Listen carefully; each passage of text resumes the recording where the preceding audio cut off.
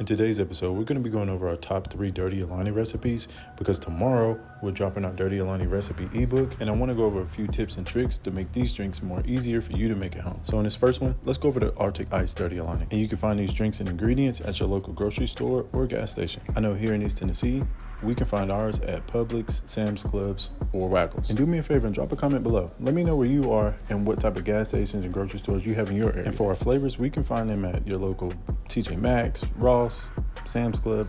Those places have those as well, but we like to order a mass majority of ours online. And in this first drink, a quick tip, I added about roughly 1.5 ounces of the blue raspberry flavor from Dirty Alani. And what made this drink really stand out visually and taste-wise is because I added peppermint to the cold foam and stirred the cold foam. In this next one, we're gonna be making a banana dragon Dirty Alani.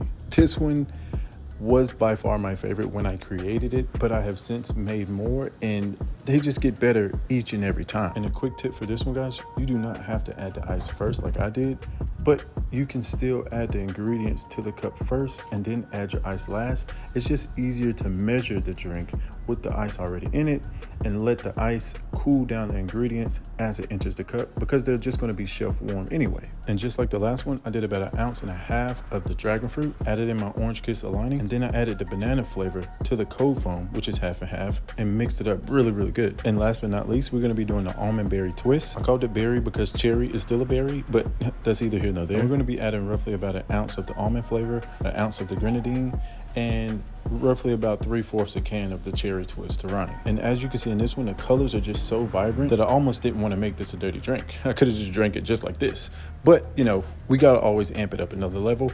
And that's how we do it. I took a different approach on this one by just adding a 50/50 into the cup and not creating a cold foam, just to test it to see if it tasted any different. And trust me guys, it did not. It really didn't matter. This thing was still amazing, as you can see, and it just tasted wonderful.